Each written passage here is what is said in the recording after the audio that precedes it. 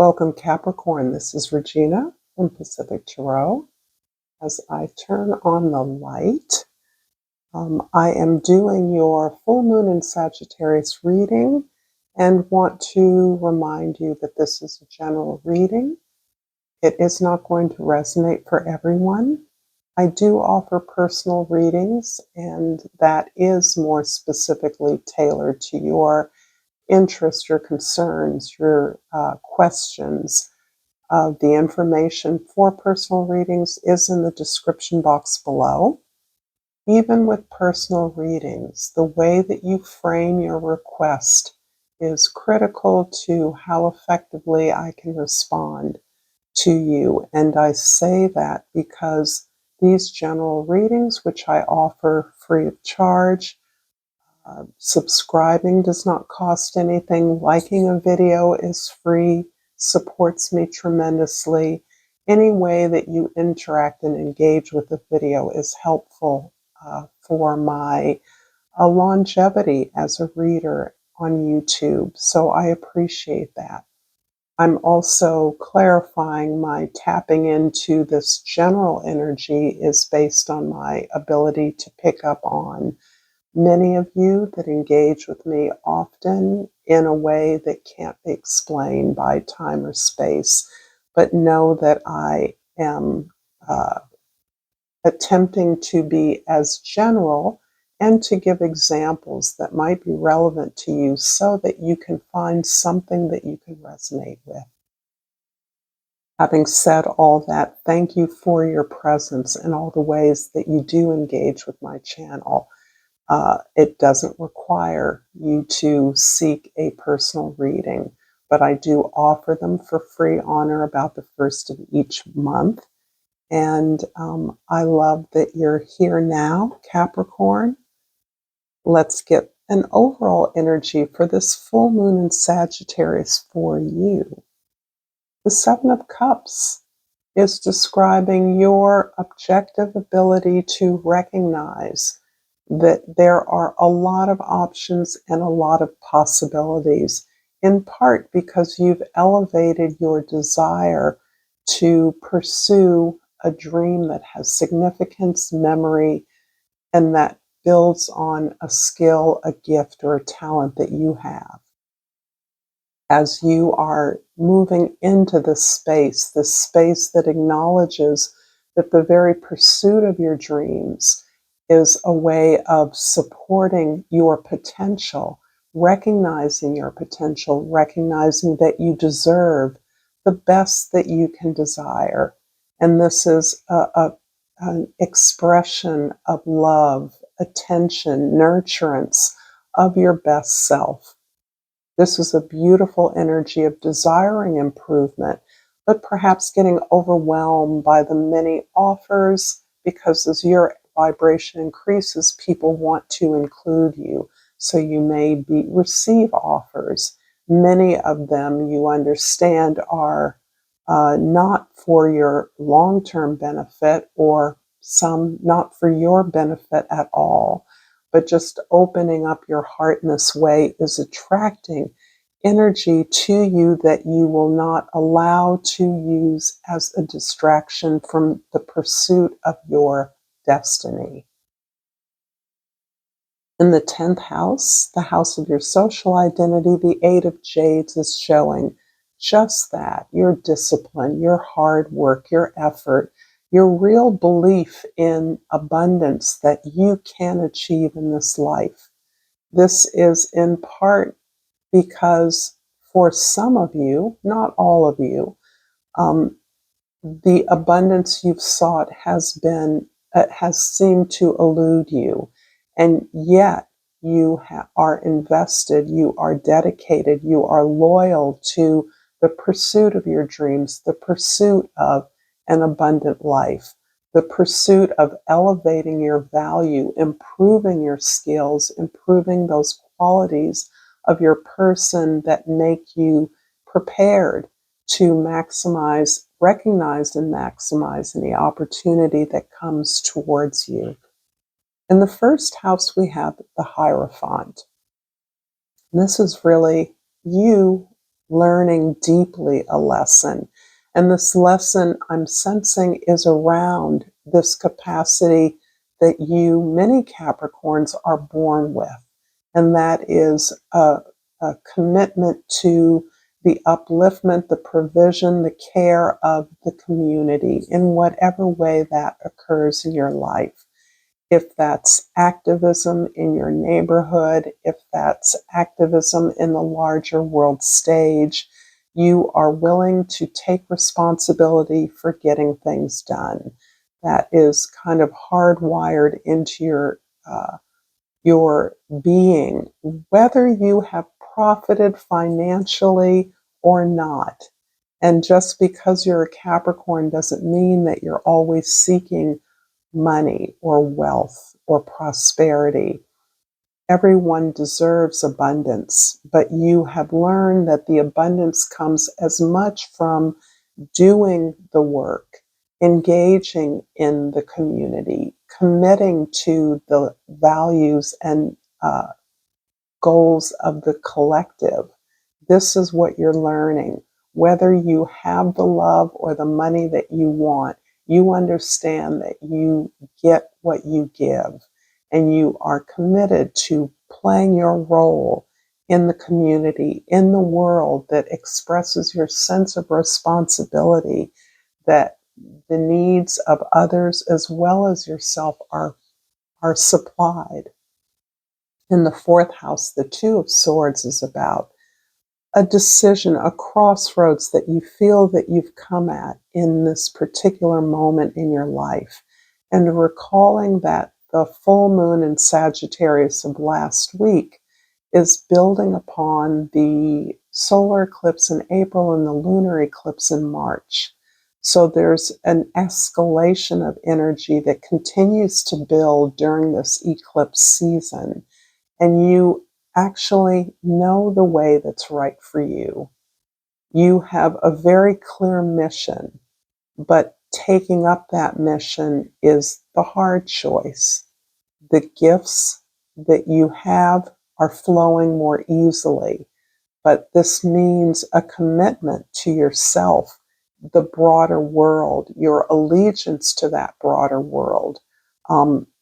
That is difficult choice. There are sacrifices you may be making, choices you may, things that you have to leave behind. And although it's not that you're laboring over the decision, you're gathering up the courage to make the decision, to make the step forward. In the seventh house, the house of significant others, the Four of Staffs shows a coming together. This can be with an individual, a team. This can actually be union with a goal that's embodied in a collective or a team or a group of people that are working with you towards this goal. This is traditionally a card that is often seen to be a marriage card. And I want to emphasize that this marriage can absolutely be with an individual. This individual would be like-minded, would be willing, like you, to roll up their sleeves and move towards the vision that you share, to support each other in various goals that you individually may have. But this can also be about you joining in with others to impact similarly, move towards a goal successfully.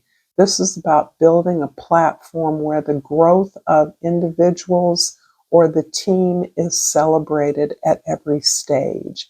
And I often see the Hierophant and the Four of Staffs working together brilliantly. This is the understanding in you that life is about learning, that you're preparing to move onto a new journey in a new way. This is about celebrating not only your growth, but the growth of those that you team with, that you work with, to affect this learning process that is gradual. It is an evolution. It is a development that you support and celebrate, recognizing the profundity of the lessons learned, elevating you, and the willingness to share that with others, to support others in a similar journey. I hope this reading is resonating for you, Capricorn. I'm going to pull a card and ask you to like this video, share it with others, comment below if you feel so moved, and subscribe to my channel, Pacific Tarot. It is greatly appreciated.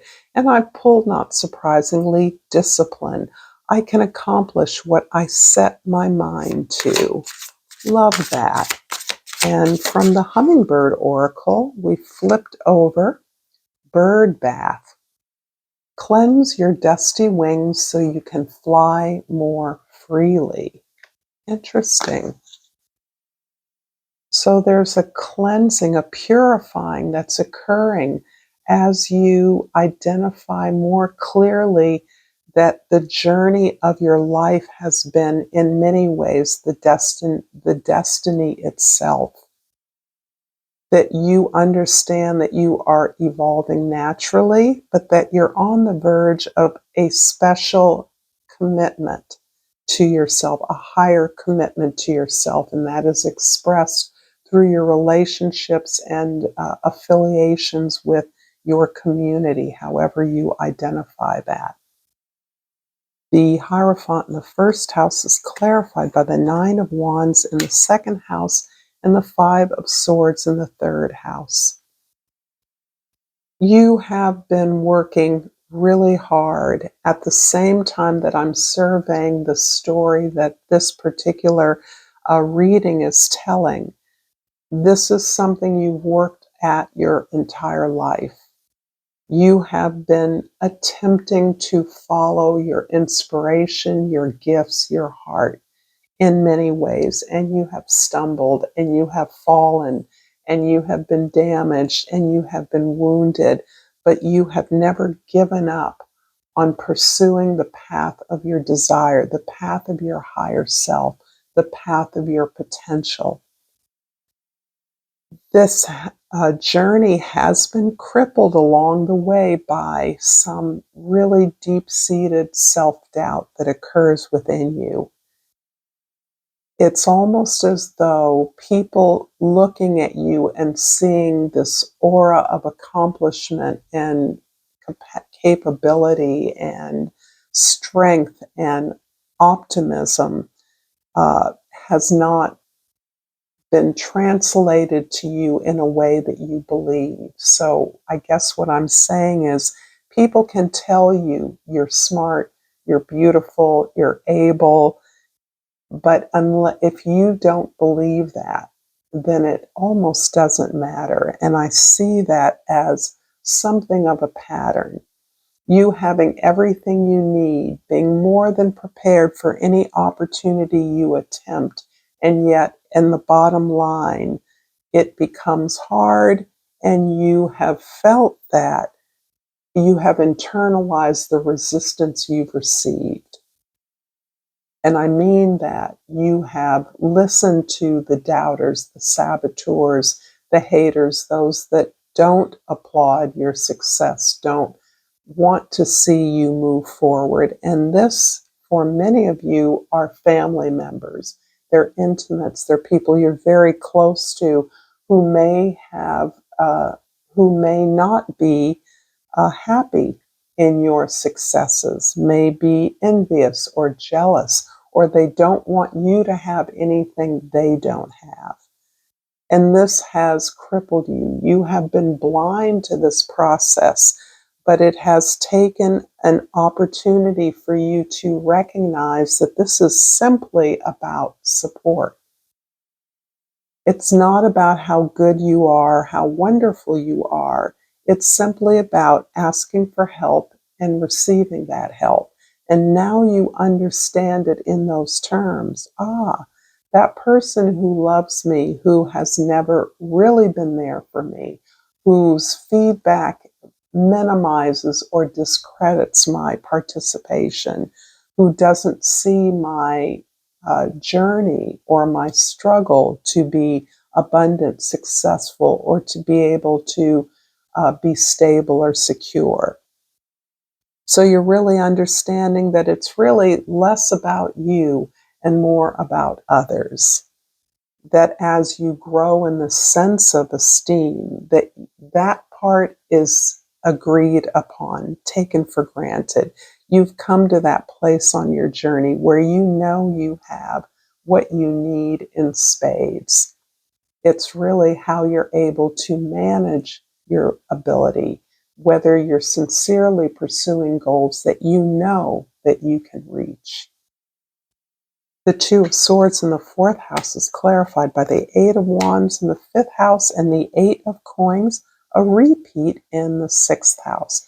This is beautiful. This is really reinforcing that you know how to get the work done. You know how to succeed at the goals that are significant in your life. That you are reaching out, you are making connections, you are finding the assistance that you need from those who are similarly skilled, have a similar vision, or an appreciation for the creative life. You don't have to be a creator, an artist, to have a creative life. Entrepreneurs are creative. Politicians can be creative. I'm saying that to say it is about a way of moving through the world. Creativity is about the way that you uniquely do things.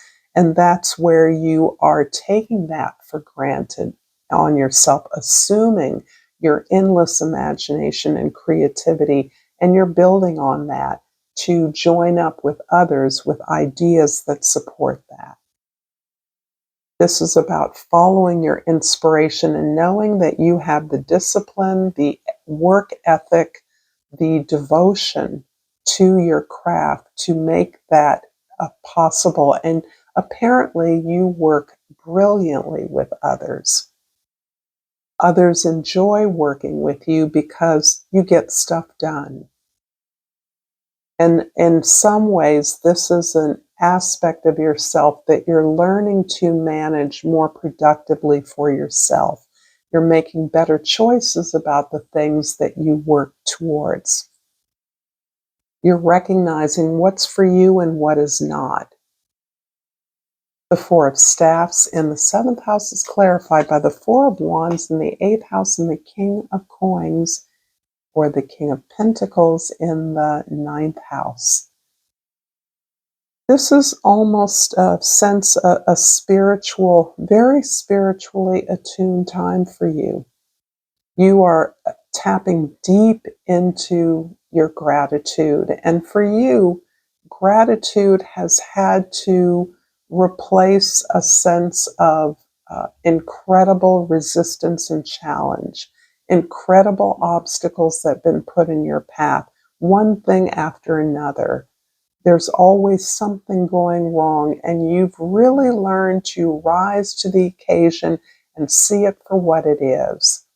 And what you're seeing is that each challenge and obstacle has only made you more fit, more capable, more creative in overcoming them and realizing that these obstacles and challenges are indeed gifts. You've made it this far through every challenge imaginable, almost. And yet you not only survive, but you are now at a place where you understand that these challenges are the way that we learn and grow. And that you're much better, you're much more fit, you're much clearer and wiser about those things that are best for you. This is a time of really appreciating and validating all of your life's experiences, no matter how painful they've been. Understanding that they have saved you. What is it that some say about dodging a bullet? Things that you thought you wanted that you didn't get or that rejected you are a blessing. And the King of Coins in the ninth house is showing that you deeply honor your ability to be accomplished, to achieve. This is a process that you have internalized, working hard towards your goals. This is granting you the stability and security, but those values are now more and more spiritual values. They're less and less about coin. And in an interesting way, you are beginning to experience or surmising that it isn't the pursuit of wealth, it isn't the pursuit of money, it is the pursuit of your power, what you do well, sharing your gifts, allowing others to be supported by you in the ways that you know how. That is what is opening the doors of your increasing your monetary share, your security, your stability in the world, whatever that means for you.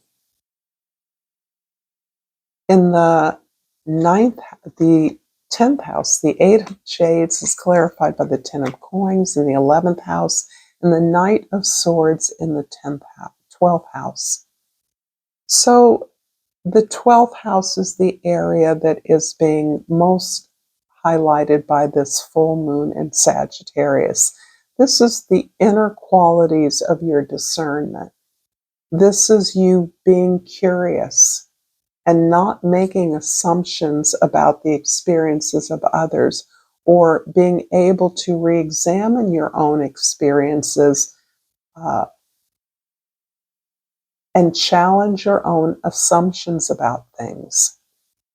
As a Capricorn, one is expected to do much because, one, you are seen as capable and able to take on any responsibility. You step up to the plate when it's required. When no one else will volunteer, you will. This is something that you're learning to manage better so that you're not just endlessly working on behalf of others and receiving very little in return. Instead, you are leveraging your efforts towards this idea that despite whatever the appearance, you have been the benefactor of many blessings, much access to the better things in life. You have been cared for and loved, and you have been given a start that you would like to pay back to others. You would like to share that, give back to others. Many of you teach in whatever field or profession that you're involved in, that engages your efforts. And in that way, you are absolutely very clear that you are sharing your values, that dedication to pursuing your dreams, to pursuing your potential and taking any opportunity to learn more about that is available to you, so that you are concerned with the legacy that you leave when you're gone. But this Knight of Swords energy is that ability to stay open to new ideas, new ways, new values, new truths. And there's a lot of self-discovery occurring as a result of this ability to challenge what you always believed was your reality. You're learning how to shape your reality through your thoughts. And this is powerful. I hope that this reading is resonating for you, Capricorn. I'm pulled from Soul's Journey, the Blame card. I accept responsibility for my well-being. I love that. That is so deeply resonating with the energy of this full moon for you.